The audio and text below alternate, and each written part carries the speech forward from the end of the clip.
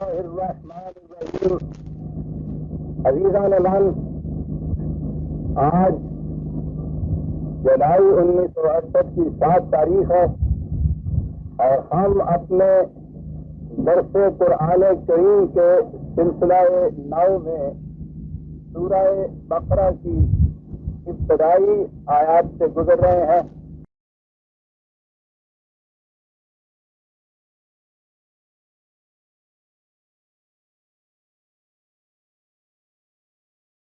سابقہ درس میں یہ حقیقت سامنے آئی تھی کہ وہ لوگ جو کیفیت اپنی یہ پیدا کر لیں کہ سمجھنا سوچنا چھوڑ دیں اور جو بات ان کے سامنے پیش کی جائے محض ضد، تعصب، حسد، کینہ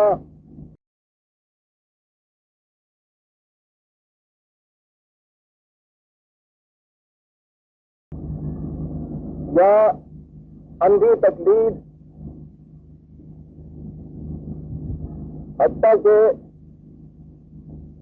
تقدیر کے عقیدے کا ماتحت بھی اس پر غور و فکر نہ کریں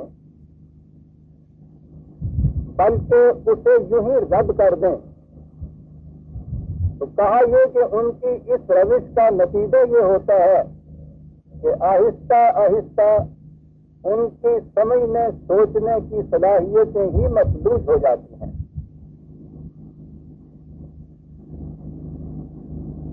سوال یہ ہوا کہ مفلوج ہو جاتی ہیں تو وہ کہتے ہیں کہ چلو اچھا ہوا،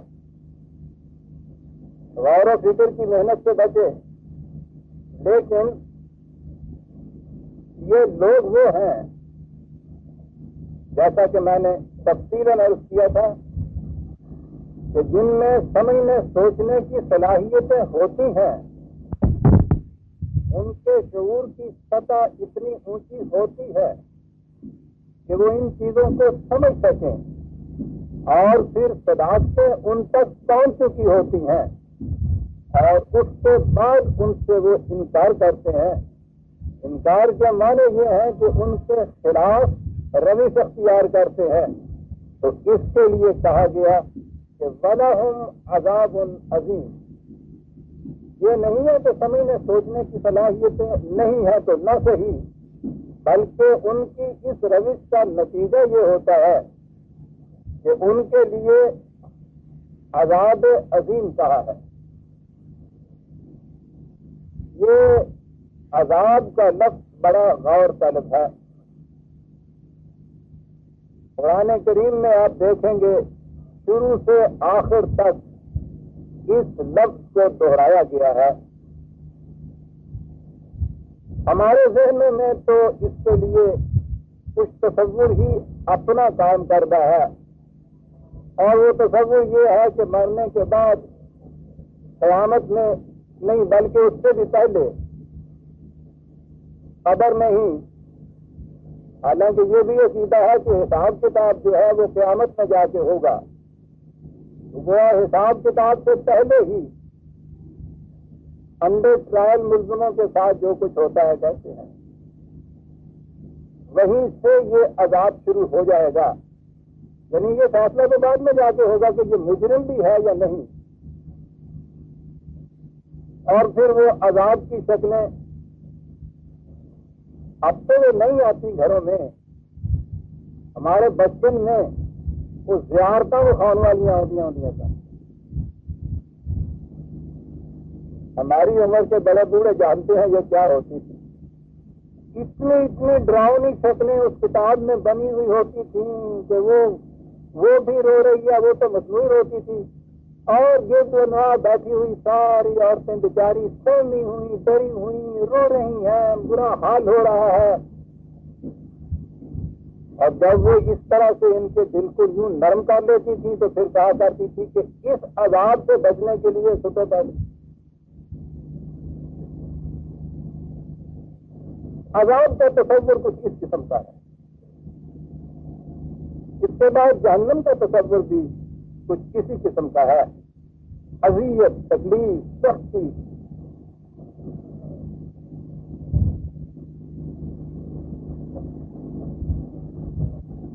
بات یوں نہیں ہے. اور میں کہوں گا جیسا کہ میں دہرایا کرتا ہوں، خود عربی زبان کا یہ اعجاز، اور اسی سے یہ معلوم ہو جاتا ہے کہ اس کتاب کے لیے کہ جو مصنف کی آخری کتاب ہے اور مصنف خود خدا ہے، جس زبان کا انتخاب کیا گیا ہے وہ زبان واقعی اس قابل تھی کہ قرآن جیسے حقائق کی متحمل ہو سکتی.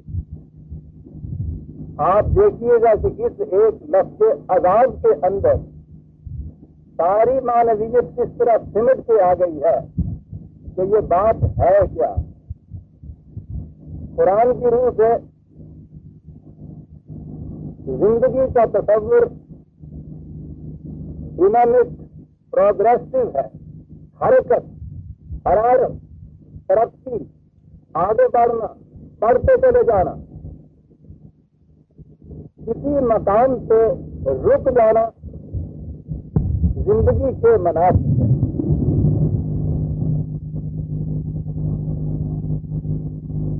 یہ جو کہیں رک جانا ہے پچھلا ارتقاء میں، ایولیوشن کے پروسیس میں رک جانا اور رک جانے کا پھر احساس شدید ہو جانا کہ میں آگے نہیں بڑھ سکتا، اور اس کے مقابلے میں دوسرے افراد یا اقوام وہ زندگی کی دوڑ میں آگے بڑھتے چلے گئے. یہ رک جانے والا، یہ امتحان میں فیل ہو جانے والا، امتحان بھی وہ کہ جو آخری چانس ہو اس کے بعد دوبارہ چانس نہ مل سکے.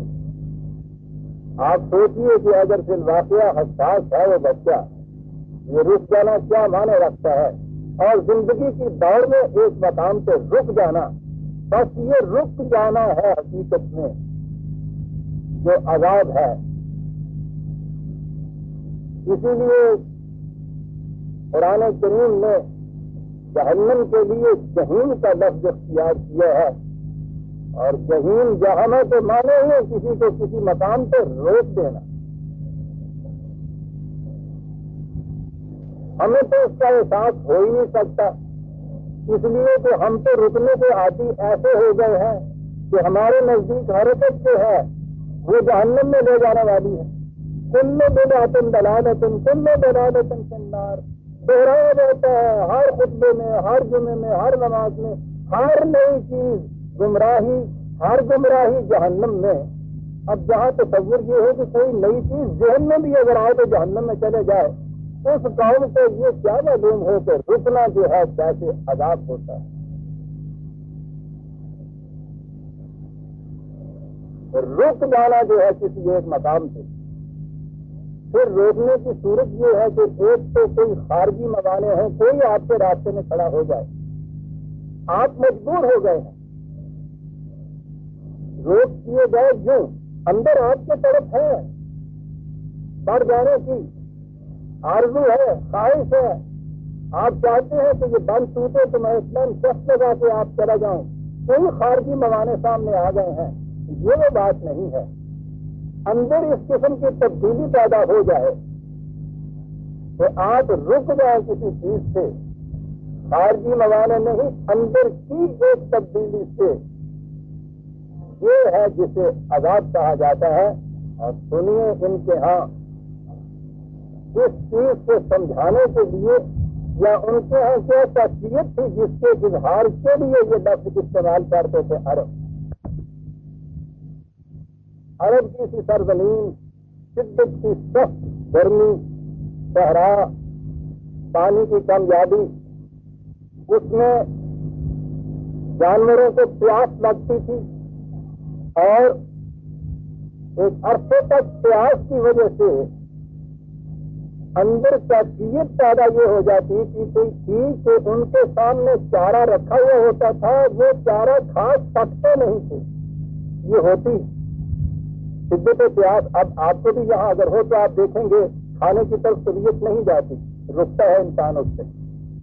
یہ جو کیفیت تھی شدت پیاس کے اندر، ایک اس قسم کی کیفیت کہ انسان وہ جانور جو تھے وہ رک جائیں زندگی کے سامان سے تمتع حاصل کرنے کے لیے، فائدہ حاصل کرنے کے لیے، یہ جو کیفیت تھی اس کو وہ عذاب کہا کرتے تھے۔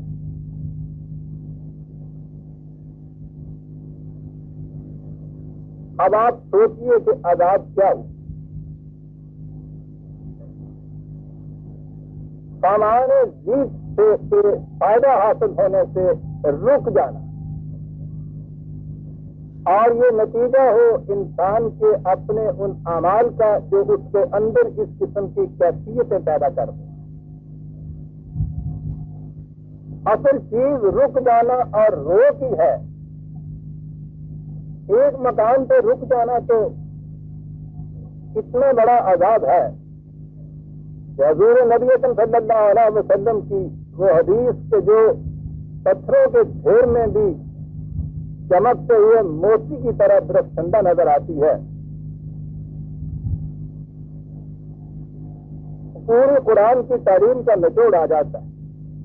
فَمَنِ اسْتَوَىٰ يَوْمَهُ فَهُوَ مَغْمُومٌ۔ کیا بات! جس کے 2 دن ایک جیسے گزر جائیں سمجھ لیجیے کہ تباہ ہو گیا۔ 2 دن ایک جیسے۔ آج جس کا قدم کل سے آگے نہیں پڑا تباہ ہو گیا۔ 4 لفظ ہیں عزیزان مان، ساری بات اس میں کہہ دی گئی۔ جس کے 2 دن ایک جیسے گزر جائے، آج وہ آگے نہیں اس کا قدم اٹھا، کل کے مقابلے میں تباہ ہو گیا۔ سلسلہ ارتقاء میں قوموں کی اور افراد کی تو کیفیت یہ ہونی چاہیے، ہر نیا چڑھنے والا سورج انہیں ایک قدم آگے لے کے جائے۔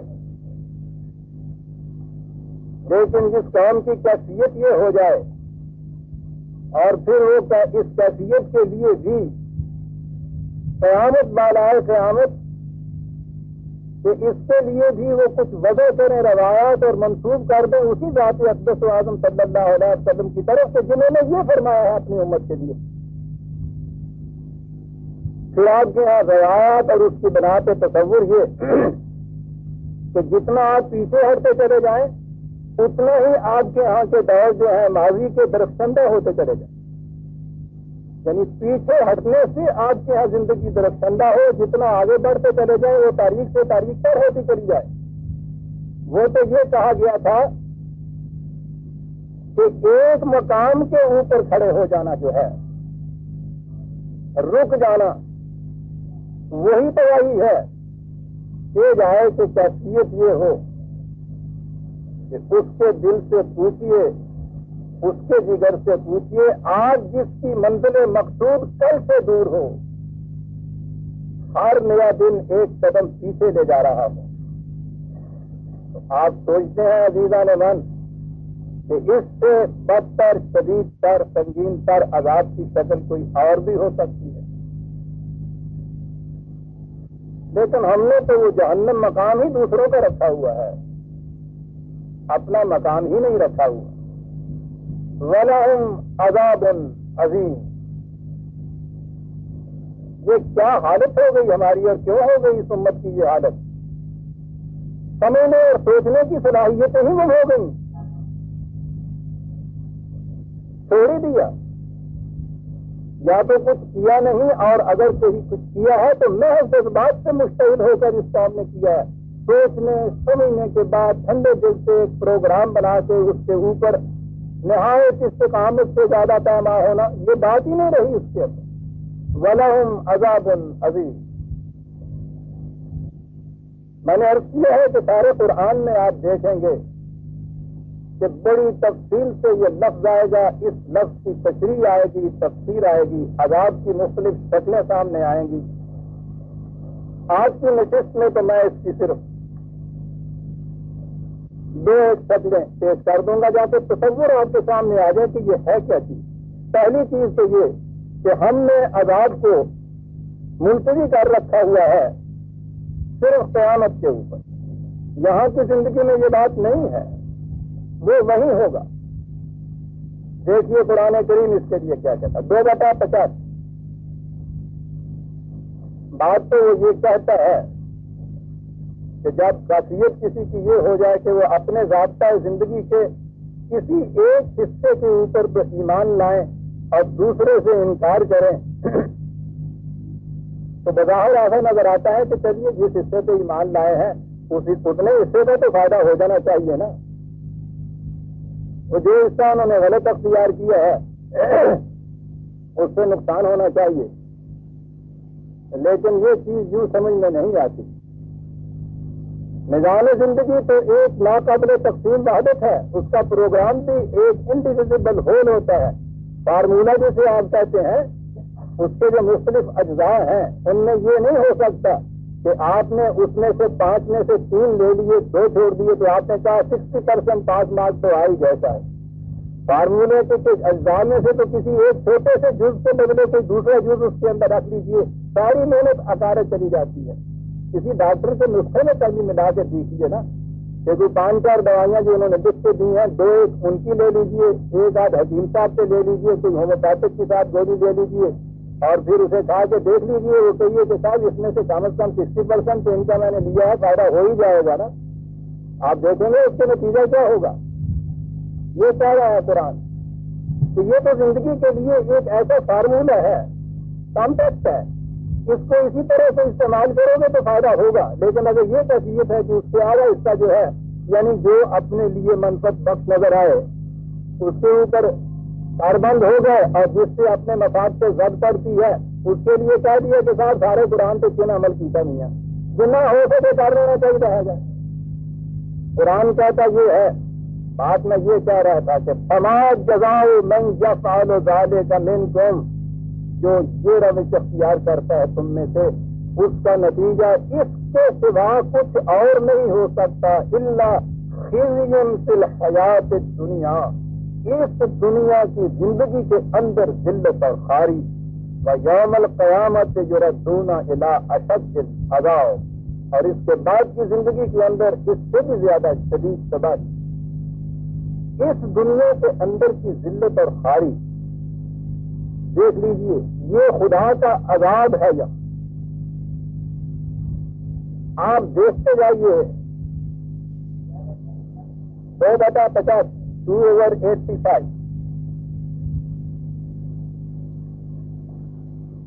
پھر ذلت و خاری ہی نہیں، یہ بھی کوئی چھوٹی چیز نہیں ہے۔ اس کے بعد محسوس شکلوں میں 16/112 16/112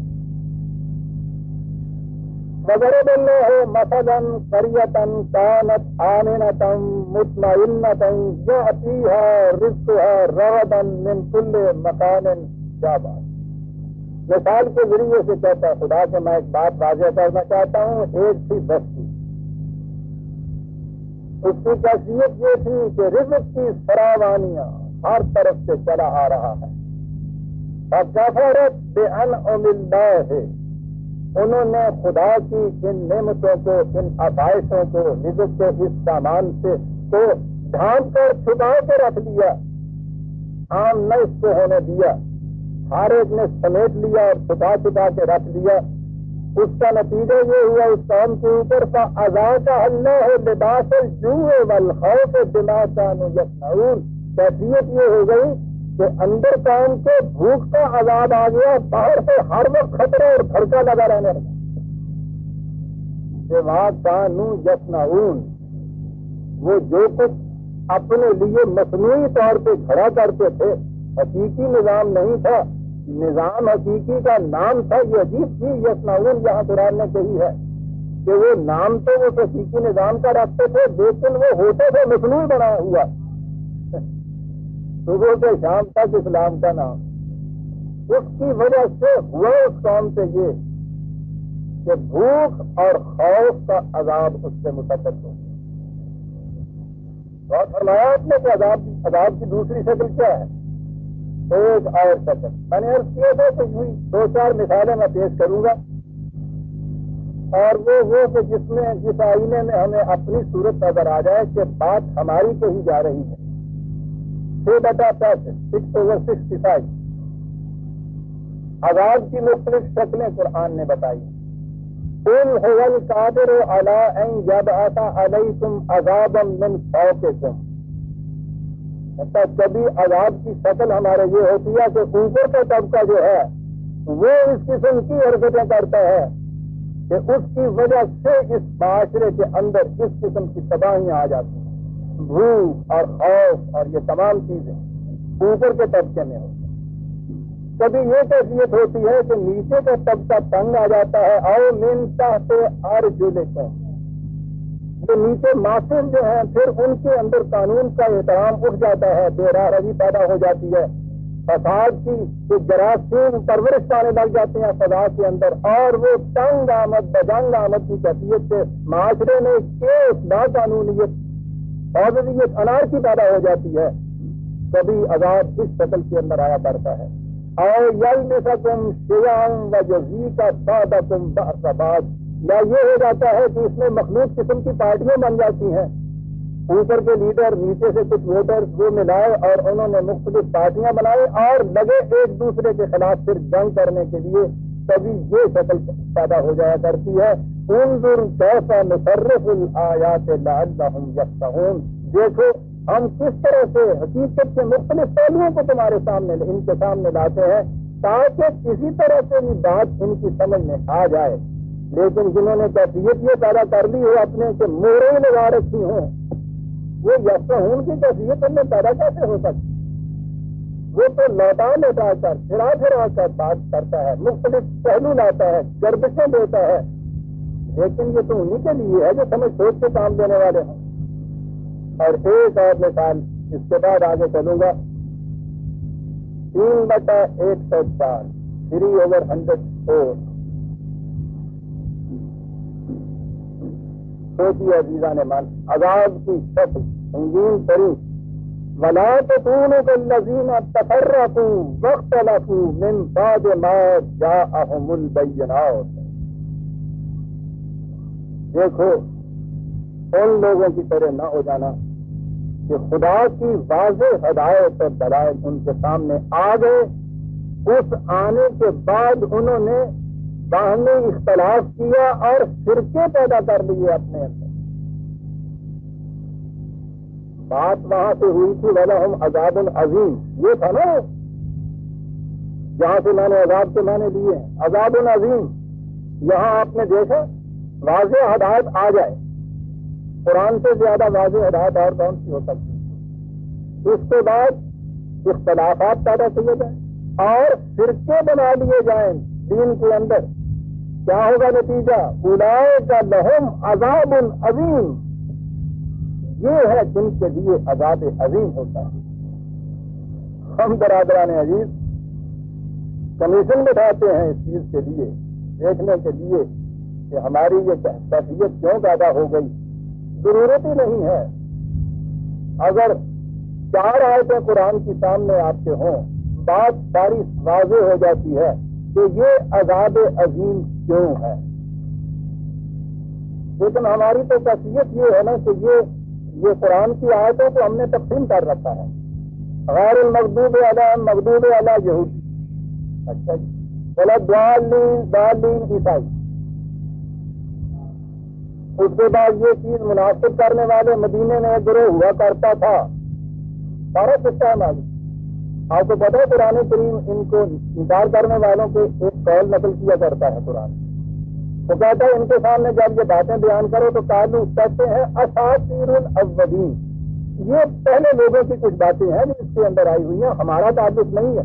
ہم نے سارے قرآن کو اساطیر الاولین قرار دے دیا ہوا. کوئی آیت پڑھیے کہ بتا دیں گے یہ خلاف ہے اس کے متعلق آئی ہے. کوئی کچھ تو متعلق بھی یہ دیکھا گا کہ یہ جنت کا پاسپورٹ جو ہے سارے لے آ جائے. یہ باقی سارا قرآن جو ہے تقسیم ہو چکا ہوا ہے. ایک آیت اس کے متعلق یہ اس کے متعلق, اور وہ کیا یہ رہا ہے کہ جو دین میں فرقے پیدا کرتے ہیں. فرقے کو قرآن کریم نے عزیزان من فرق کہا, الگ سے فری. اور یہ ہے کہ وَلَهُمْ عَذَابٌ عَظِيمٌ, وہی عذاب عظیم جہاں سے ہم نے بات کی تھی ان کے لیے عذاب عظیم ہے. مجھے آگے بڑھنا چاہیے.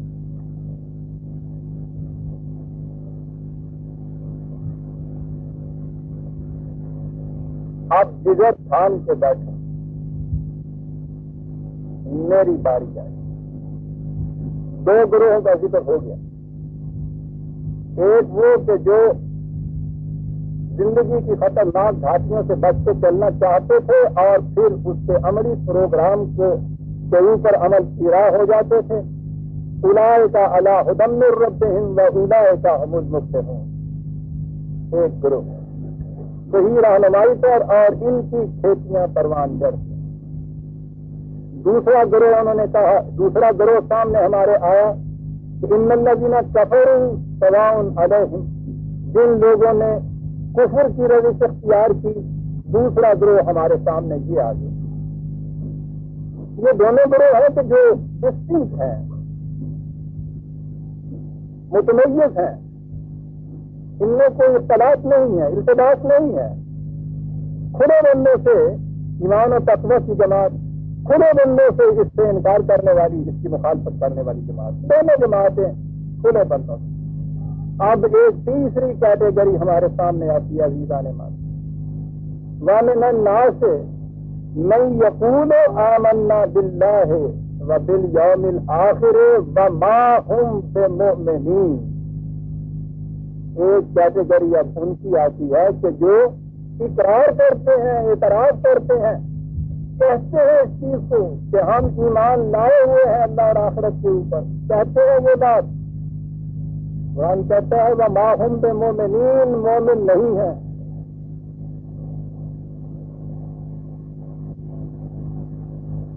ہمارے سامنے آیت آئی تو ہم نے کبوتر کی طرح آنکھیں بند کرنے کے لیے کہہ دیا مدینے میں منافقوں کی ایک جماعت ہوا کرتی تھی, یہ ان کے متعلق.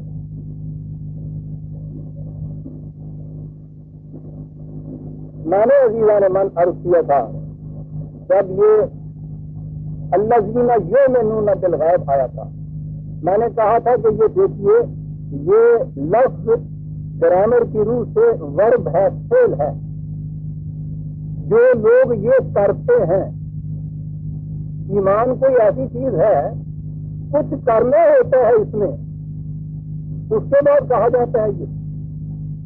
اسی لیے اسی کے بعد جب وہ لفظ آیا تھا ان الذین کفروا, تو میں نے کہا تھا یہ کہ یہاں پھر ورب ہے. یہ کچھ اس کے خلاف کرنا ہوتا ہے جس کو آپ پھر کافر کہیں گے. ایسا کرنے والا مومن, ویسا کرنے والا, کرنے کی بات ہے. آپ دیکھیے قرآن کا اعجاز. یہی چیز جو میں کہہ رہا تھا کہ ورب یا فعل کی بنا پہ اس نے پہلے دونوں فعل کے چیزیں استعمال کی ہیں جس کے معنی کرنا ہے کچھ مومن ہونے کے لیے. یہاں کہتے ہیں من الناس من یقول آمنا, کرنا کچھ نہیں, کہتے ہیں کہ ہم. قرآن ہے عزیزان من.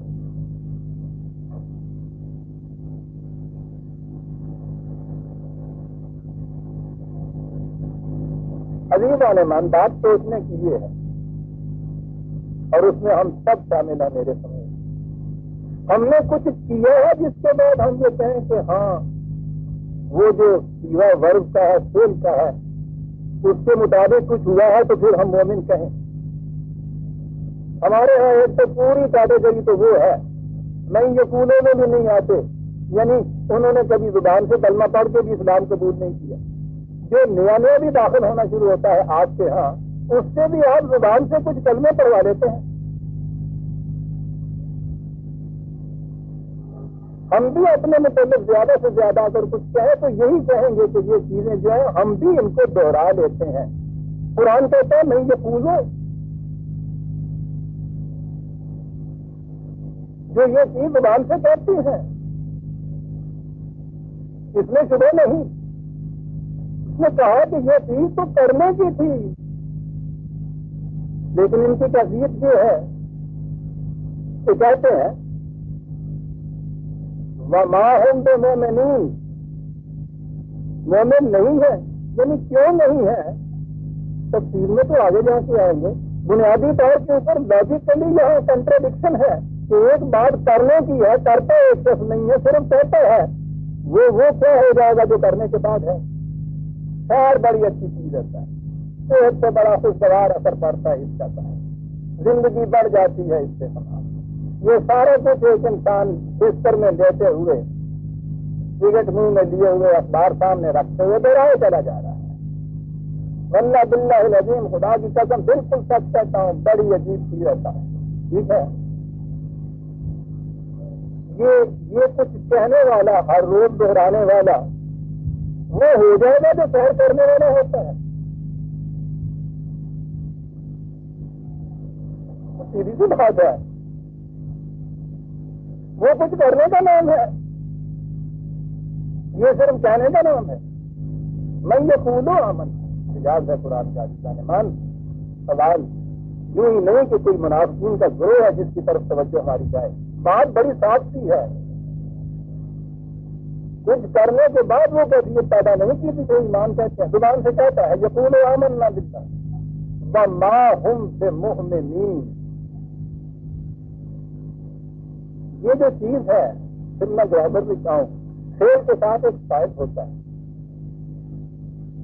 یہ جو چیز ہے علم حاصل کرنا، یہ ایک مرد ہے، اس نے علم حاصل کیا، جب وہ علم حاصل کرتا ہے تو اسے عالم کہتے ہیں، علم حاصل کرنے والا۔ یہ جو چیز ہے مومن جو اسی قسم کا ہے، ایمان کی کیفیت پیدا کر لینے والا، کچھ کرنے کے بعد یہ چیز آنی تھی۔ وہ کہتا یہ ہے کہ یہ اس نے یہ کچھ کیا نہیں کہ جس کے بعد یہ گرامر کے لحاظ سے ہی اس کے اوپر اسے فائل کا سیکھا جو تھا آج اس کے اوپر ہو جاتا ہے۔ یہ تو زبان سے صرف کہہ رہا ہے، تو مومن کس طرح سے کہلائے گا؟ علم حاصل نہیں کرتا عالم کیسے کہلائے گا؟ تو بکری کہ اللہ کی ساڑھے چاند کے بھی ساڑھے تو ہوں یہ ہو عالم ہے جن کا اپنا ہونا ہو۔ علم حاصل نہ کرنے والے کے اوپر لفظ عالم جو ہے جس کا اطلاق نہیں ہوتا زبان کے اعتبار سے، بیٹھے ہوا جو ہے اس کے اوپر چلنے والے کے لفظ کا اطلاق نہیں ہو سکتا، جو لکھ نہیں رہا اس کے اوپر لکھنے والا جو ہے یہ لفظ نہیں اطلاق ہوتا۔ قرآن یہ کہہ رہا ہے کہ یہ کچھ کرنے کی بات تھی، کرنے کے بعد یہ کرنے والا جو ہے کہلا سکتا تھا۔ ایمان کیا ہے نہیں، میں زبان سے کہہ رہا ہوں۔ وہ کہتا ہے کہ گرامر کے لحاظ سے زبان کے اعتبار سے بھی تم اس کو یہ نہیں کہہ سکتے وما ہم مومنین، مومن نہیں ہے، کچھ اور کہلائیے۔ چند مثالیں میں عرض کروں گا ورنہ یہ تو سارا قرآن سامنے آ جائے گا۔ ان دو کیٹیگری کے اندر تمیز کرتا ہوا، مومن ہے مومن نہیں ہے۔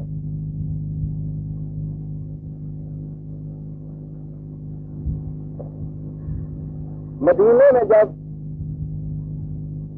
اس جماعت مومنین کی اپنی مملکت قائم ہو گئی، حکومت قائم ہو گئی، طاقت و حسرت دولت و ثروت یہ سب چیزیں ملی، تو ارد گرد کے قبائل جو تھے یہ بدو، وہ ان چیزوں سے متاثر ہو کر خواہ یہ کہیے کہ ان کی قوت کی وجہ سے، یعنی جسے ڈر کہتے ہیں، یا کہیے کہ یہ جو اٹریکشن تھی ایک قوم حاکم کے ساتھ مل جانے میں اس کی وجہ سے، کچھ بھی بات تھی، انہوں نے اشہد ان لا الہ الا اللہ وحدہ لا شریک لہ وہ کلمہ پڑھ کے مسلمان ہو، اور اس کے بعد بہرحال انہوں نے کہا کہ اب مومن ہے۔ غور سے سوچتے چلے جائیے برادران عزیز، اس لیے کہ بات 1400 سال پہلے کی نہیں ہو رہی، بات آج کی ہو رہی ہے، ہماری ہو رہی ہے۔ انہوں نے یہ چیز کہنا شروع کی ہے، ہم صبح سے شام تک کہتے ہیں، رجسٹروں میں جو کالم ہوتا ہے اس کے اندر ہم لکھتے ہیں یہ کالت 49/14 39/14 قالت الاعراب آمنا، یہ بدو کہتے ہیں جو تمہاری جماعت کا جھوٹ بن چکے ہیں، یہ کہتے ہیں آمنا، وہ ورب کا سیدھا کہتے ہیں کہ ہم نے یہ کیا ہے، ایمان جسے کہتے ہیں۔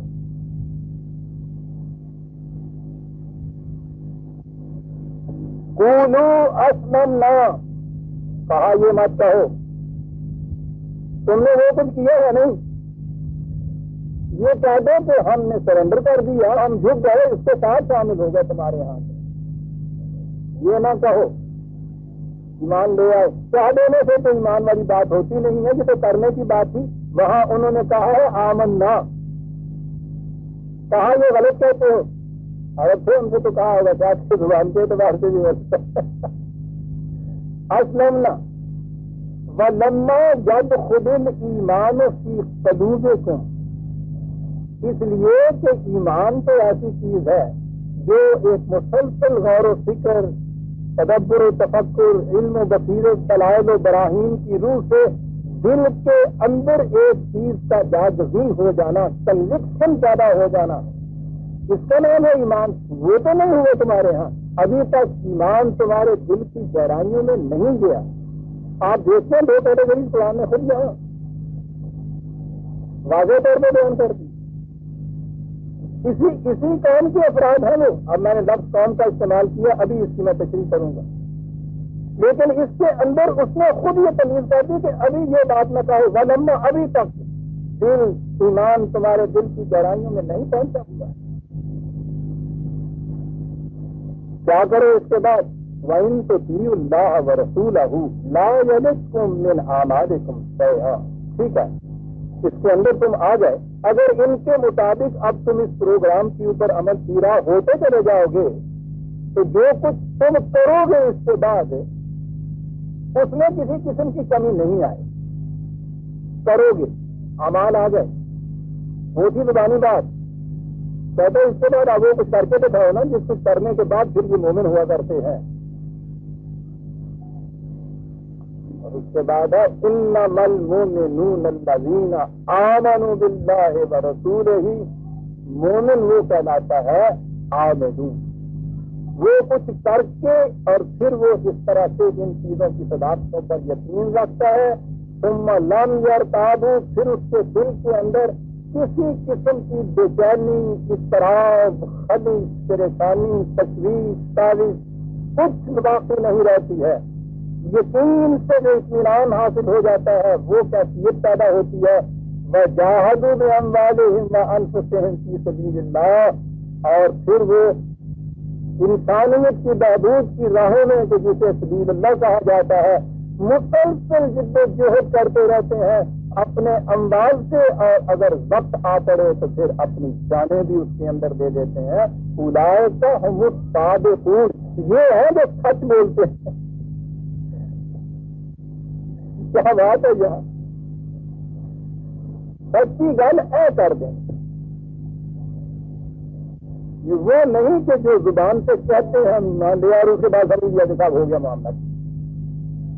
پہلی چیز تو عزیزان من یہ ہوئی کہ ٹھیک ہے اس قوم کے گروہ کے اندر داخل ہو سکتا ہے انسان یہ کر کے، وہ مومن ابھی نہیں ہوتا ہے، اس کے بعد یہ کچھ کرنا ہوگا اس کو، پھر وہ اس کیٹیگری میں آئے گا۔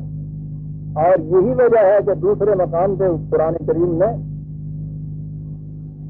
یہاں تو یہ کہا ہے نا کہ اسلم نہ کہنے والے، اسلام یا جھک گئے ہم، ان کو مومن ہونے کی ضرورت ہے۔ دوسرے مقام کے اوپر ہے کہ مومن وہ ہے جو خدا کے قوانین کے سامنے جھک گئے، اس کو مسلم ہونے کی ضرورت ہے۔ پہلے بھی یہ بات آ چکی تھی، بڑی اہم بات ہے، مسلم کے لیے مومن ہونے کی ضرورت ہے، مومن کے لیے مسلم ہونے کی ضرورت ہے۔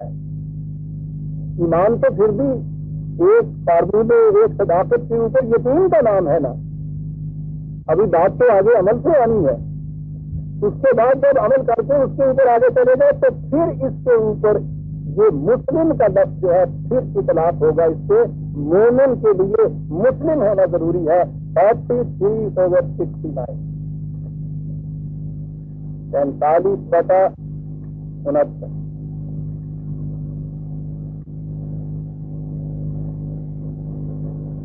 الذین آمنوا بآیاتنا وکانوا مسلمین،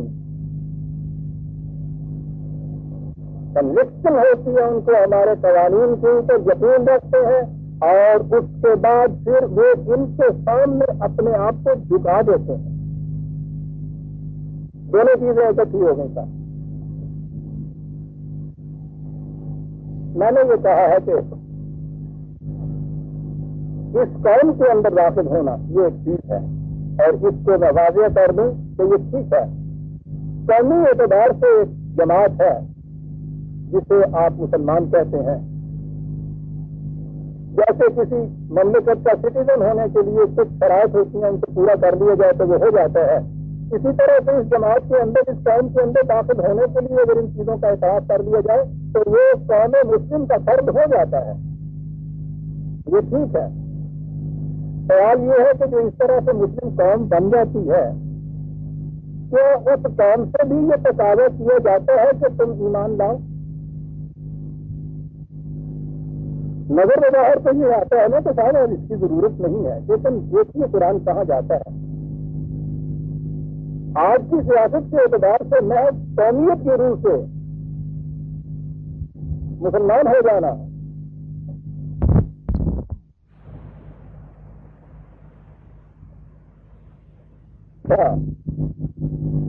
ایک شخص اس قوم کا فرد بن گیا ہے، کیا اس کے بعد بھی اس سے تقاضا کیا جائے گا ایمان لانے کا؟ دنیا قرآن کیا کہتا ہے؟ یا یہ الذین آمنوا تخاطب ہے اس قوم کی، مومن یہ قوم جو ہے 61/10 یا الذین آمنوا هل ادلکم علی تجارۃ تنجیکم من عذاب الیم؟ دیکھیے وہ عذاب آیا، کیا تمہیں میں سراغ دوں اس قسم کے کاروبار کا، اس قسم کی تجارت کا جو تمہیں عذاب علیم سے بچا لے؟ بات جو میں کہہ رہا ہوں اس سے مرکوز کیجیے توجہ۔ یا ایھا الذین آمنوا مخاطب کیا جا رہا ہے یہ کہہ کے یا ایھا الذین آمنوا، اس کے بعد ہے کہ آؤ تمہیں سراغ دوں، کیا کرو؟ تؤمنون باللہ ورسولہ، ایمان لاؤ اللہ اور اس کے رسول کے اوپر۔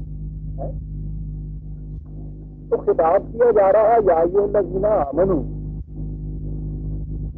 اس کے بعد ان سے یہ کہا جا رہا ہے کہ صاحب ایمان لاؤ۔ غور فرمایا آپ نے کہ پہلا یا ایھا الذین آمنوا جو ہے یہ ہے قومیت کے اعتبار سے جو ایک مسلمان ہو جاتا ہے، اس قوم کے اندر شامل ہو جاتا ہے، ٹھیک ہے، جو ان صداقتوں پہ یقین رکھنے کے بعد اس کا جز بنتا ہے، ہم انکار نہیں ان سے کر سکتے، نہ ہی یہ جو ہم اس وقت بھی ہمارے یہاں کی یہ قوم کروڑوں کی ہے، ہم یہ نہیں کہہ سکتے کہ یہ مسلم قوم نہیں ہے، یہ کفار ہیں۔ ان سے مخاطب کیا جا رہا ہے تو ان سے کہا جا رہا ہے کہ یہ کچھ تمہیں بھی کرنے کی ضرورت ہے، تؤمنون باللہ ورسولہ، یہ کیا بات ہوگی، کیا کیا جائے گا؟ وَتُجَاهِدُونَ فِي سَبِيلِ اللَّهِ بِأَمْوَالِكُمْ وَأَنفُسِكُمْ، وہی بات جو ابھی پہلے کہی گئی تھی، تم نے ان صداقتوں پہ علی وجہ البصیرۃ یقین کرنے کے بعد اللہ کے راستے میں تم نے اپنے مال اور جانوں سے مسلسل جدوجہد کر دی۔ ذالکم خیر لکم ان کنتم تعلمون، اگر تم علم و بصیرت سے کام لے کر غور کرو تو تمہیں نظر آ جائے کہ یہ چیز کتنی بہتر ہے تمہارے لیے جو ہم کہہ رہے ہیں۔ یا ایھا الذین آمنوا سے خطاب ہے، کہا جا رہا ہے تؤمنون باللہ۔ دوسرے مقام پہ بھی یہی چیز دہرائی ہے، 4/136 4/136۔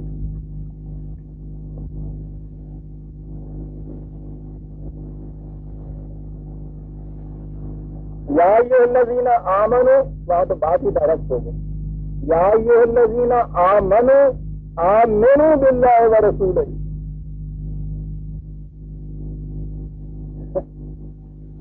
آپ دیکھ رہے ہیں نا کہ ایک زیر اور زبر کے فرق سے عربی زبان میں کیا ہوتا ہے۔ یا ایھا الذین آمنوا، اے قوم مسلم کے افراد، یوں ہوگی یہ بات،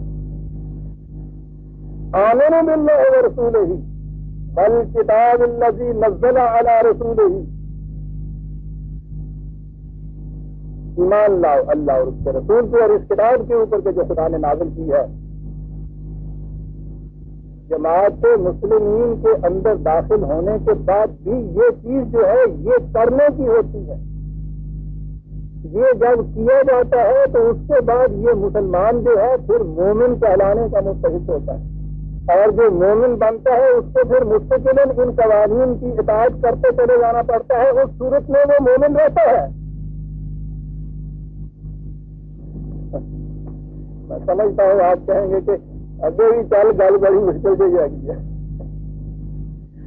ہاں عزیزان من، بات مشکل ہے۔ اس مقام میں ہم کھڑے ہیں صدیوں سے، کیا کہہ رہا ہے قرآن، اور اسی لیے تو انہوں نے اپنا نصاب جو ہے کہ ہمارے ہاں کے علماء کرام جو سند لے کے 7 سال کے بعد جو سند لے کے آتے ہیں، 18 علوم ان میں پڑھائے جاتے ہیں ان کو 7 سال میں۔ آپ کو پتہ ہے کہ ان کے نصاب میں قرآن شریف نہیں ہوتا،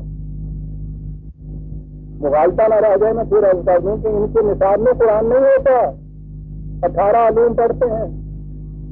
آخری سال میں تبرکن سورہ بقرہ کی ایک تفسیر بغازی ہے، وہ تبرکن جیسے 786 لکھتے ہیں نا تفسیر پر، بس اس لیے کہ قرآن تو یہ تھا نا جی 6/159 پھر دوں کہ ان کے نصاب میں قرآن نہیں ہوتا، 18 علوم پڑھتے ہیں۔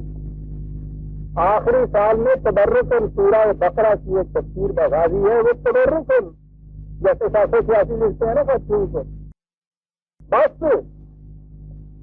اس لیے کہ قرآن تو یہ تھا نا جی 6/159 ایمان بھی لے آئے، یعنی علم و بصیرت دلائل و برہان کی روح سے ان صداقتوں پر یقین بھی کر لیا، یہ کیفیت بھی پیدا کر دی۔ کہا کہ یاد رکھو جب اعمال کے محسوس نتائج سامنے آنے کا وقت آئے گا تو اس وقت لا ينفع نفسا ایمانها لم تکن آمنت من قبل، جس نے اس سے پیشتر اس طرح سے جو ایمان نہیں لایا ہوگا، یعنی وہ جو سامنے آ جائیں جب وہ نتائج، تو اس وقت یہ کہنا کہ میں ایمان لایا ہوں، تو قرآن کی روح سے تو پھٹکار پڑتی ہے اس کی۔ وہ ایمان لانا بجائے خیش نہیں کچھ کرتا، وہ اس صداقت پہ یقین کرنے کے بعد اس کے مطابق کام کرنا ہوتا ہے، اور جب کام کرنے کے لیے وقت ہی آپ کے پاس باقی نہ رہے، موت سامنے آپ کے کھڑی ہو جائے، تو اس وقت یہ کہنا جو ہے یہ فائدہ کیا دیتا ہے؟ عام لوگ تو ایک طرف رہے عزیزان من، آپ کو معلوم ہے فرعون جیسا ایک بادشاہ مقابلے میں کھڑا ہے صاحب ضرب سلیم کے، اس قدر وہاں حد و ضرب ہو رہی ہے، اور بہرحال بہت بڑا مقام تھا، اس ایک کے ایمان سے پوری کی پوری قوم جو تھی وہ مسلمان ہو سکتی تھی، آج کے الفاظ میں ہم یہ کہیے۔ جب وہ ڈوبنے لگا ہے تو موت سامنے نظر آئی، قرآن میں ہے عزیزان من، افسانہ نہیں ہے، قرآن میں ہے، تو اس نے یہ کہا کہ میں ایمان لاتا ہوں موسیٰ اور ہارون کے رب کے اوپر۔ ہم آپ ہوتے تو نعرہ تکبیر بلند کر دیتے، کیا پوری شادی تو کیفیت ہے یہ کہ پیسے نہیں کرتے جنگ کے زمانے سے جو فتح کرنا اس کو شروع کیا تو مسلمان ہوا ہے۔ نپولین کے متعلق جب وہ مجلس کا فتح کرتا چلا گیا تو اس کے بعد کسان وہ تو ہے مسلمان۔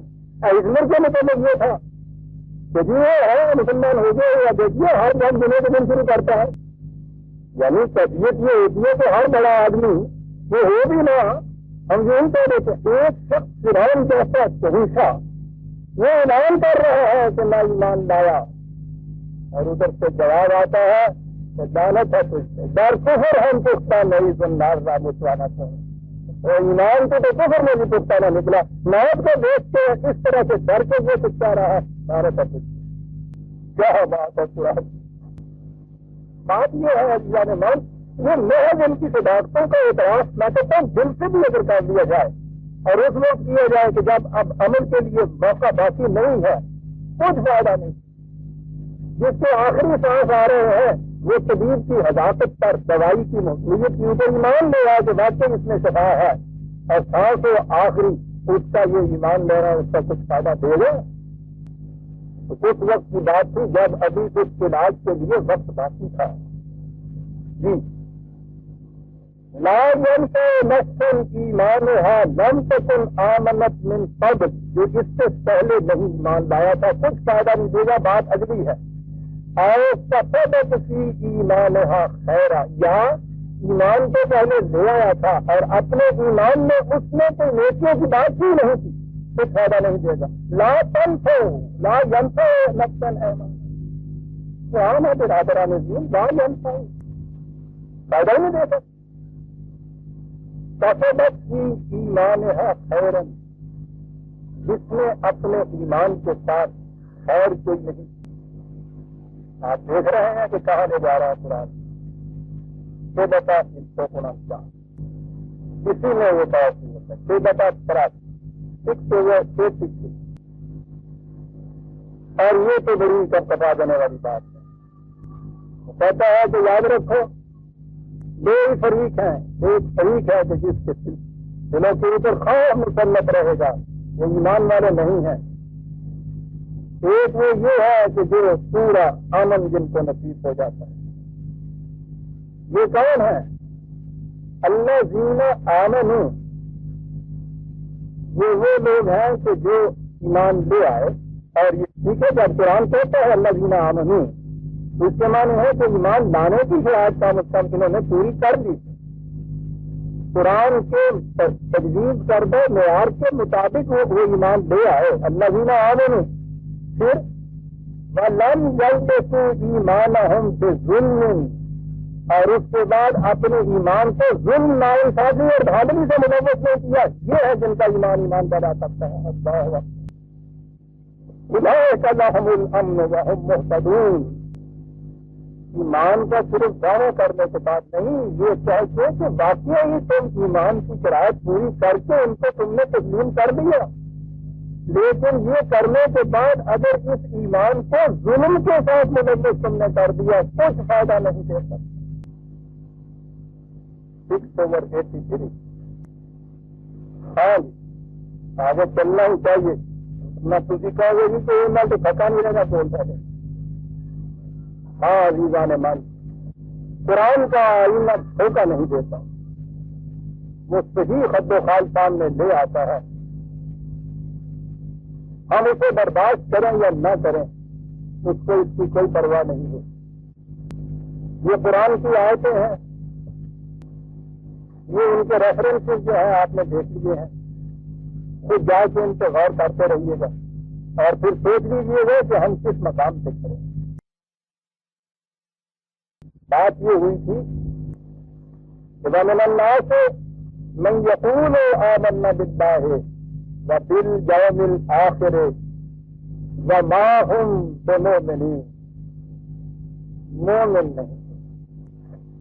ہم نے دیکھ لیا کہ یہ کیوں نہیں ہے. یہ دیکھ لیجیے گا کہ یہ تمام ہی وہ کیٹیگری نہیں ہے کہ جو زبان سے تو وقت ہی اپنے دل میں یہ کہہ دیں کہ ہم نے کہہ تو دیا ہے کسی نہ کسی طرح سے، کسی لالچ میں آ کے کسی ڈرنے کے بعد، اور دل میں اس وقت ہی وہ یہ چیز کہیں کہ نہیں صاحب یہ غلط ہے. منافق کی کیٹیگری ایک آتی ہے. یہ تو وہ کیٹیگری ہے جو صرف زبان سے کہتے ہیں اس چیز کو، کر کے ایمان نہیں لاتے. ایمان لانے کے بعد یہ چیزیں نہیں ہوتی، مطمئن ہو جاتے ہیں. فریب نفس، سیلف ڈسپشن، یہ جنرلی ہوتا ہے.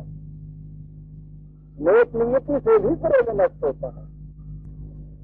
کہا کہ یہ کیٹیگری جو ہے کن لوگوں کی ہے، کیا کرتے ہیں یہ یخادعون اللہ والذین آمنوا.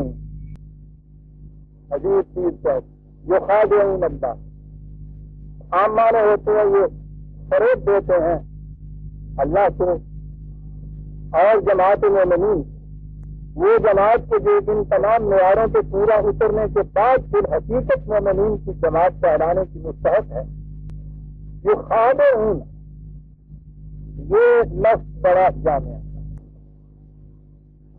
دال عین کے ناطے ہیں یہ بولا جاتا ہے پہلے تو ایسا راستہ جو بظاہر نظر آئے تو منزل کی طرف لے جائے گا، لیکن منزل کی طرف لے نہ جائے. بڑی گہری بات. دھوکے میں نہیں آپ رہ رہے, یہی اپنے ذہن میں آپ نے جو سمجھا ہے اس کے مطابق آپ سمجھ رہے ہیں کہ لے جائے گا, لیکن یہ تو آپ کے ذہن کے فیصلے پہ بات چھوڑتا نہیں. وہ تو یہ کہتا ہے کہ جو سائنٹسٹ لگے ہوئے ہیں تم نے ان کو بھی کنسلٹ کیا ہے, ان سے بھی پوچھ لیا ہے کہ یہ جا رہے ہیں اپنے جی سے فیصلہ کر لیا ہے. ہو سکتا ہے کہ یہ فیصلہ جسے ہم کہتے ہیں, میں کہتا ہوں کوشش نہایت ایمانداری سے نیک نیتی سے کیا ہوا ہو. اتنے غلط فیصلے ہیں جو بڑی ہی نیک نیتی سے کیے ہوئے ہوتے ہیں, ان کا بھی نتیجہ تباہی ہوتا ہے. میں اکثر جو کہا کرتا ہوں کہ ہماری بڑی بوڑھیاں رات کو جو بچہ سوتا نہیں تھا, یہ کبھی تحقیق نہیں کرنی کہ یہ سوتا کیوں نہیں ہے, اس کے لیے وہ ذرا سی افیون دے دیتی تھی کہ بچہ سو جائے. مامتا سے دیتی تھی, محبت سے دیتی تھی, اس لیے بھی ہوتی تھی کہ بچہ چیخ چیخ کے بدحال ہو رہا ہے, سوئے گا نہیں بیمار ہو جائے گا. یہ کیفیت بچے کو علاج کرنے کے لیے راستہ نہیں کرتی تھی, لیکن اس کی نیک نیتی افیون کے اس مضر اثر کو تو روک نہیں سکتی تھی جو وہ کر رہی تھی. لہٰذا یہ چیز کے ساتھ اور بڑی نیک نیتی سے یہ چیز وہ کرتے ہیں, بڑی عقیدت مندی سے جاتے ہیں وہ تو مزاروں چیز کو. یہاں عقیدت مندی اور نیک نیتی کا سوال نہیں, آبجیکٹو اسٹینڈرڈ ہیں. آپ تو کہتے ہی اسے ہیں جو ٹھوس حقیقت کی شکل میں آپ کے سامنے ہو, آپ کے ذہن کا تصور یا عقیدہ یا نظریہ حق نہیں کہلاتا. اس میں امکان ہوتا ہے نیک نیتی کی بنا پر فریب نفس کا. جب آپ آبجیکٹو اسٹینڈرڈ ہو تو پھر تو نہیں, جس کا امکان رہتا. ترازو صحیح بات اس چلنے کے بعد تو فریب کا موقع کوئی نہیں رہتا. پریاس میں یہ چیز رہتا. دوائی پینے کے بعد اس کا نتیجہ اس میں دھوکہ نہیں ہو سکتا. لہٰذا یہاں یہ بھی سوال نہیں ہے کہ بڑی نیک نیتی سے سمجھ رہا ہے وہ راستہ جو سمجھ رہا ہو کہ صحیح راستے منزل کی طرف لے جائے گا, لیکن وہ منزل کی طرف نہ لے جائے. وہ دینار کے جسے پورے اطمینان سے جیب میں رکھا ہے یہ سمجھتے کہ کھڑا ہے لیکن وہ کھوٹا ہے, خود کو بھی یہ کہتے ہیں. یہ تو ہوئی افراد کی کیفیت جو خادعون اللہ. میں ابھی آتا ہوں وما یخدعون انفسہم.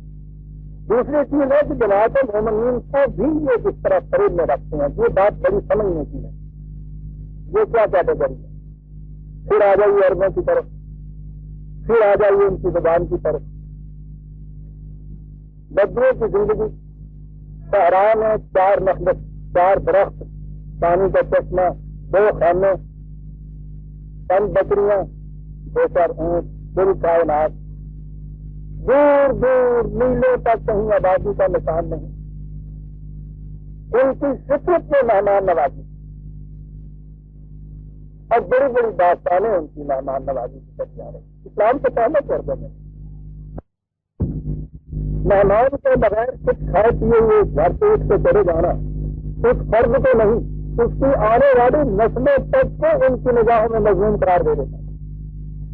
شہر بے شور کہہ دیتا تھا اور وہ قبیلہ ختم ہو جاتا تھا. ایک طرف یہ کیفیت, دوسری طرف یہ صورت نہیں ہے کہ وہ کہیں ریلوے کے ہڈ کے اوپر اسٹیشن کے پاس گاؤں ہے یا وہ قصبہ ہے, معلوم ہے کہ اتنے بجے گاڑی آنی ہے, اس میں شاید کوئی مسافر آ جائے, اس کے بھی انتظام کرو. گاڑی چلی گئی, پھر رات شام کو آئے گی, درمیان میں تو کوئی آئے گا نہیں شہرا, نہ کوئی سڑک نہ کوئی روڈ, پتہ ہی نہیں کس وقت کوئی مہمان آ جائے. مہمان کے آنے کا پتہ نہیں. کیفیت مہمان نوازی کیجیے کہ اگر اس وقت گھر میں کچھ نہ ہوا تو وہ ختم ہوا تو وہ کیا کرتے تھے, کسی اونٹ میں یا بکری کو وہ چھوڑتے ہی نہیں تھے چراغاہ میں جانے کے لیے, اس کو کھانے کے ساتھ ہی باندھ لیتے تھے. لیکن اس بکری کو باندھتے تھے جو اچھا دودھ دینے والی, اطمینان ہوتا تھا. کسی وقت بھی مہمان آیا, اسی وقت انہوں نے جا کے اس کو دھویا, دودھ کا پیالہ لیا, مہمان کو دے دیا, سوال وہ اتنی اسی تھا, بڑے اطمینان کی بات. لیکن کبھی کبھی اس قسم کی اٹھنی بیچ میں آ جاتی تھی تو اس کے وقت ایک وقت میں اس کو دئیے 500 دودھ اس میں سے چلا آ رہا ہے, اور دوسرے وقت میں اس کو دئیے تو چڑھا جاتی ہے, ایک کٹوا دودھ تو نہیں نکلتا. آپ سوچیے کہ اونٹنی بندی ہوئی ہے اس قسم کی, آ جائے مہمان اور اس کے بعد آپ اس یقین کے ساتھ سے جائے اور میں نے دودھ دیا وہاں سے جا کے آپ اس کے گھروں کو ہاتھ لگائے دودھ کے لیے چاہے تو اس میں سے ایک قطرہ نہ نکلے، اس میزبان کی کیفیت کیا ہوگی؟ یہ جو اس قسم کی اونچی ہوتی تھی کہ کبھی تو اس کی کیفیت یہ ہے کہ 500-400 دے دیتی ہے، کبھی کیفیت یہ ہے کہ ضرورت اتنی شدید پڑ رہی ہے اور ایک قطرہ نہیں نیچے اتارتی چڑھا گئی ہے۔ یہ جو اونچتے تھے اس کو خدوم کہتے تھے۔ وہ کہا کہ جماعت مومنین میں اس قسم کے اگر افراد جمع ہو جائے وہ قابل اعتماد نہیں ہو سکتے۔ اگر تو کیفیت یہ ہونا کہ کبھی کسی نے کچھ دے ہی نہیں تو چلیے آپ نے رائٹ آف کر دیا کہ صاحب ان کو تو اس میں آپ گنیے ہی نہیں، شماری نہ کیجیے، لیکن کیفیت یہ ہو کہ کسی وقت ان کے جذبات کو جو اپیل کیا اور وہ جذبات میں آ جائے تو سب سے زیادہ بڑھ کے آگے یہ کچھ کر رہے ہیں۔ آپ نے یہ اعتماد کیا کہ وقت آ پڑا اگر تو کوئی بات نہیں ہے، یہ ہے کہ وہ ایسا اتنا کچھ دے دیں گے، این ایسے کرائسس آ گئے، وقت آ گئے اور اس کے بعد جو آپ اس سے چیز دے تو بھی آ گئی۔ معاشرے میں ان افراد کے اوپر کبھی اعتماد نہیں کیا جاتا۔ یہ ہے خدا برادران عزیز و یکس ہوا یکس اللہ ہے ولہ جینا آمن، یہ اللہ جینا آمنوں کے ساتھ جو خدا کی کیفیت ہوتی ہے نا ان لوگوں کی، یہ وہ میں بیان کر رہا ہوں۔ عزیزان مان، قرآن ایسی جماعت تیار کرتا ہے جو اس قسم کے مستعد مزاج نہیں ہوتے کہ ان کے جذبات کو اپیل کیا جائے تو پتہ نہیں کیا کچھ وہ کر دکھائیں، اور دوسرے وقت میں دیکھا جائے جذبات اگر ٹھنڈے ہو چکے ہیں تو پھر اس کے بعد یہ کیفیت ہو تو خدا ہو جائے وہ تو ایک بیلنس پرسنالٹی چاہتا ہے، ایک متوازن شخصیت چاہتا ہے۔ الذین قالوا ربنا اللہ ثم استقاموا، ایک دفعہ کہہ دیا کہ ہاں ربوبیت کا نظام خدائی کا ہے تو پھر اس کے بعد دم سے کھڑے ہو گئے۔ تنزل علیہم الملائکہ، یہ ہے جن کے اوپر ملائکہ اترے کرتے ہیں۔ جماعت کے افراد یہ ہونے چاہیے جن سے ہر وقت بھروسہ کیا جا سکے کہ یہ یہی کریں گے، کوئی وقت کیوں نہ آ جائے یہ ایسا ہی کریں گے۔ کہتے ہیں کہ یہ وہ لوگ ہیں کہ جو جماعت مومنین کے اندر رہتے ہوئے ان کے لیے اس طرح کے دھوکے کا باعث بنتے ہیں۔ اب یہ جو کیفیت ہے اللہ کو دھوکے دینے والے، جو جماعت کے اندر اس کا کیفیت رکھنے والے، کہا وما یخدعون الا انفسہم، بظاہر یہ سمجھتے ہیں کہ ہم دھوکہ دے گئے، اللہ کو بھی دھوکہ دے گئے، اس جماعت کو بھی دھوکہ دے گئے۔ کہا غلط، دھوکہ اپنے آپ کو دے رہے، اسے سب کی سخت پر خود فریبی کہتے ہیں، فریب نفس اس کو کہتے ہیں۔ یہ اپنے آپ کو دھوکے دینے والی بات۔ وقت تنگ ہو گیا، بات تھوڑا لمبی ہے، 2-4 منٹ بات لے لوں گا۔ یہ جو انسان کو اپنا نفس اپنی ذات ہے اس کا اور خدا کا تعلق، قرآن کے روح سے بنیاد جو ہے انسان کی اپنی ذات جو ہے اس کے اوپر ایمان، اپنے آپ کے اوپر ایمان، اپنے آپ سے سچا ہونا، اپنے آپ کو دھوکہ نہ دینا، دوسروں کا دھوکہ نہیں، اپنے آپ کو دھوکہ نہ دینا۔ یہ جو چیز ہے اپنے آپ کو دھوکہ نہ دینا۔ دوسرے مقام پہ قرآن نے کہا ولا تکونوا کالذین نسوا اللہ، ان لوگوں کی طرح نہ ہو جانا کہ جنہوں نے خدا کو فراموش کیا۔ کہا خدا کو فراموش کیا، یہ کیا بات ہے؟ کہا فانساہم انفسہم، یعنی یہ وہ لوگ ہیں کہ جنہوں نے اپنے آپ کو بھلا دیا، خود فراموش، اپنے متعلق یہ کہتے خود اپنے آپ کو نہیں پتا، اس کو بلایا، یہ ہے خدا فراموشی۔ من خدا کو یاد رکھنا، اس کو ایمان لے آنا، یہ سارا کچھ کر لینا، اس سے تو خدا کا کچھ نہیں بنتا ہے، اگر نہیں ہے نا آدمی اس کو اس سے کیا بنتا ہے؟ یہ سارا پروگرام جتنا بھی ہے وہ تو انسان کی اپنی ذات کی، اپنی پرسنالٹی، اپنے ہی نفس کی ڈیولپمنٹ کے لیے سارا کچھ ہے۔ اس لیے خدا کو بھلا دینے کے عملی معنی یہ ہے، قرآن کہتا ہے کہ تم نے اپنے آپ کو بھلا دیا حقیقت۔ اور یہاں کہا ہے کہ جسے خدا کو دھوکہ دینا کہا گیا ہے، یہ در حقیقت اپنے آپ کو دھوکہ دینے والی بات ہے۔ اپنے آپ کی چیز قرآن میں ایک جگہ صحیح ہے، 4/111۔ یہ تو عزیزان مان جب میں نفس سے، ذات سے، پرسنالٹی پہ آؤں گا آگے چل کر، اس وقت قرآن کریم کی متعلقہ آیات کے سامنے لاؤں گا کہ وہ ہیومن پرسنالٹی کے متعلق، انسانی ذات کے متعلق کیا کچھ کہتا ہے۔ لیکن یہاں ایک بڑی عجیب چیز ہے، مجرم جرم کرتا ہے، کسی کی چیز چھین لیتا ہے، کسی کو مارتا پیٹتا ہے، کسی کو قتل کر دیتا ہے، خوش ہوتا ہے کہ میں نے اس سے کچھ نقصان پہنچایا، اس کے خلاف کچھ میں نے کیا۔ عزیزان من، یہ ایک آیت اگر سامنے رکھ لی جائے، انسان قرآن کے روح سے جو نظام عدل اور جزا اور سزا کا جو فلسفہ ہے، یہ یہاں کے معاشرے کی جزا اور سزائی کے متعلق ایک آیت بات صاف کر جاتی ہے، اور اگر اس کی تعلیم سے ہی دلوں کے اندر جا گزین ہو جائے، معاشرے میں جرم باقی نہیں رہ سکتا۔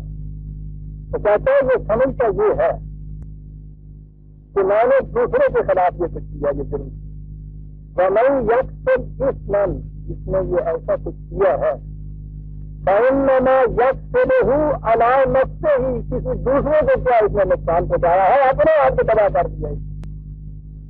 یہ جرم اس نے اپنے خلاف کیا ہے، یہ لفظ ہے عَلَىٰ نَفْسِهِ،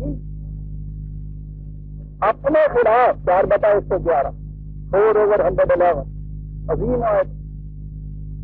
فَمَن يَكْسِبْ إِثْمًا فَإِنَّمَا يَكْسِبُهُ عَلَىٰ نَفْسِهِ، اور پھر اسم کا لفظ یہاں لانا، یہ الگ سے میم سے ہے، جس کے معنی ہے ایسے کام جس سے زندگی کی توانائیوں میں اضمحلال، کمزوری اور پردگی پیدا ہو جائے۔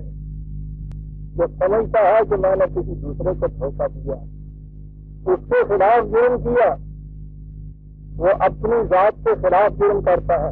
عزیزان مان، اگر یہ چیز کہیں ایمان کے درجے پہ پہنچ جائے کہ دوسرے کے متعلق جو میں جرم کروں گا، فریب دوں گا، نقصان پہنچاؤں گا، وہ در حقیقت میں اپنی ذات کے خلاف یہ کچھ کروں گا۔ اپنے خلاف کون جرم کرتا ہے دنیا میں؟ جرم کا وجود نہیں رہتا۔ مجسٹریٹ کی آسانی حضرت ابو بکر صدیق نے کریٹ کی تھی مدینے میں، سال بھر تک کے لیے وہ آسانی رہی، سال کے بعد یہ آسانی جو کیس کی ادارت کر دینی پڑی، مقدمے کو نہیں آیا جرم کا۔ آئے گا کیوں؟ ان کا تو ایمان تھا کہ دوسرے کے خلاف جو کچھ میں کر رہا ہوں میری اپنی ذات کے خلاف وہ ہو رہا ہے، اور جو اپنی ذات کے خلاف ہو رہا ہے اس کے لیے آپ کو یاد ہوگا میں ایک نقشے کا قول کبھی میں نے پیش کیا تھا، اسے پھر دوہرا دوں، بڑی گہری چیز ہے۔ وہ سب کہتا ہے کہ تم نے میرے خلاف جو جرم کیا تھا میں تو اسے تمہیں معاف کر دوں گا، لیکن اس سے تم نے جو اپنے خلاف جرم کیا ہے اسے کون اور معاف کر دے گا؟ اس کی معافی کا تو سوال ہی پیدا نہیں۔ اپنی ذات کے خلاف دوسرا مقام سے 10/44 دو آیتیں بھی پیش کر سکوں گا۔ 10/44، إِنَّ اللَّهَ لَا يَظْلِمُ النَّاسَ شَيْئًا، خدا کسی کے اوپر کوئی ذرا سی بھی زیادتی نہیں کرتا، ظلم نہیں کرتا۔ وَلَٰكِنَّ النَّاسَ أَنفُسَهُمْ يَظْلِمُونَ، لوگ اپنے آپ کے اوپر زیادتی ظلم کرتے ہیں، اپنے اوپر۔ 10/44، اور یہی ہے جن کے متعلق کہا کہ در حقیقت ہندوستان کو یہ سمجھتے ہیں کہ دوسروں کا ہم نے کیا، دوسروں کا نقصان نہیں کیا انہوں نے۔ 39/50، 39/15 عظیم آئے تھا۔ پھر یہ بھی اس ضمن میں کہا، یہ ان سے کہو کہ خوش ہو جاتے ہیں کہ میں نے یہ کر کے اسے نقصان پہنچایا۔ ان الخاسرین الذین، وہ نہیں ہے جن کو نقصان پہنچایا، صحیح نقصان اٹھانے والے وہ لوگ ہیں الذین خسروا انفسہم، جنہوں نے خود اپنا نقصان کیا، وأہلیہم، اور اپنے متعلقین کا نقصان کیا یوم القیامت۔ الا ذالک هو الخسران المبین، اعلان کر دو ان کو کہ وہ تو کچھ نقصان ہی نہیں تھا جو تم نے اس کا کیا ہے، یہ ہے نقصان جو تم نے کیا ہے، کھلا ہوا نقصان اپنے آپ کا جو تم نے کیا ہے۔ قرآن عجیب چیز کہتا ہے، بہت عجیب یہ چیز عزیزہ نے من پہلے بھی دوہرا چکا ہوں، پھر دوہراؤں۔ ایک چیز ہے جسے آپ میں کہتے ہیں، دوسری چیز ہے جسے آپ میری کہتے ہیں۔ میرا مال، میرا مکان، میری دولت، میری اولاد، میرا جسم، حتیٰ کہ میری جان، یہ بھی کوئی میں ہے جس کی یہ چیزیں ہیں۔ میں کچھ اور ہے، وہ میں ہے کہ جسے نفس یا ذات یا پرسنالٹی کہتے ہیں۔ قرآن کہتا یہ ہے کہ یہ جتنے نقصانات تم دوسروں کو کرتے ہو، اس سے اس کی کوئی چیز جو ہے اس کا نقصان ہوتا ہے، لیکن اس سے تمہاری میں کا نقصان ہو جاتا ہے۔ جن اشیاء کا نقصان ہوگا وہ تو ریلیٹو ہیں، اضافی چیزیں ہیں، پھر بھی آ جائیں گی۔ یہ جو تم نے اپنی میں کا نقصان کر دیا یہ پھر کہاں سے آئے گی؟ کہو گھاٹے میں کون رہا، وہ کہتا ہے کہو گھاٹے میں کون رہا۔ اور وہ جو کہا ہے کہ پھر تم تو ہمارے پاس فرادہ آؤ گے، بڑی عظیم آیت ہے۔ اس کے معنی یہ ہے کہ جتنے چیزوں کو تم میری کہتے ہو، حتیٰ کہ یہ جسم میری جان، تو کہتے ہیں کہ جنہیں جنہیں تم میری کہتے ہو وہ ساری موت کے ساتھ باہر آ جائیں گی اور تمہاری میں میرے سامنے آئے گی۔ اس لیے کہا کہ یہ جو چیزیں ریلیٹو اضافی ہیں ان سے کبھی نقصان بھی ہوتا ہے تو اس کی فکر نہ کرو، سوچتے یہ کہ اس میں کا نقصان نہ ہو جائے، اس میں آنا ہے ہمارے سامنے۔ وما یخدعون الا انفسہم، اپنی میں کو فریب دے رہے ہیں۔ اور اس کے بعد یہ کہا ولکن لا یشعرون، بڑی عجیب چیز ہے، وما یشعرون، اللہ نے وما یشعرون، یہ شعور جو ہے ہمارے ہاں تو یہ استعمال ذہنی طور پہ کوئی چیز ہے اس کے لیے ہوتا ہے، یعنی کانسیپچل نالج جسے کہتے ہیں، ذہن کے اندر نظری تصور جسے شعور عام سے کہتے ہیں نا، اور وہ کیا یہ بات نہیں تھی، وہ تو بڑی ٹھوس کاٹ میں چلنے والی قوم تھی۔ ان کے ہاں شعور کہتے تھے کسی چیز کو حواس کے ذریعے سے معلوم کر دینا۔ کہا یہ وہ چیز ہے یہ جو اپنی ذات کو تم نقصان پہنچا رہے اور دھوکہ دے رہے ہو، مشکل یہ ہے کہ حواس کے ذریعے سے یہ بات محسوس نہیں ہوتی کہ میرا کچھ گیا ہے۔ تمہارا جو کوئی جاتا ہے اس کو تو تم شعور کے ذریعے سے معلوم کر لیتے ہو، چوری ہو گئی، روپیہ چلا گیا، یہ چیز چلی گئی، وہ چیز چلی گئی، کہتا ہے وہ شعور کے دائرے میں آ جاتی ہے۔ یہ جو تمہاری اپنی میں کے متعلق یہ کچھ ہوا ہے یہ شعور کے ذریعے سے نہیں سمجھ میں آنے والی بات، اس لیے ان کو تمہارے پاس ایک ویلیو کرائیٹیرین ہونا چاہیے، اقتدار کا ایک پیمانہ ہونا چاہیے، اس سے مار کے دیکھیے کہ اس میں سے کتنا کام ہو گیا، اس کو ذہنی طور پہ سمجھنے کی کوشش نہ کریں۔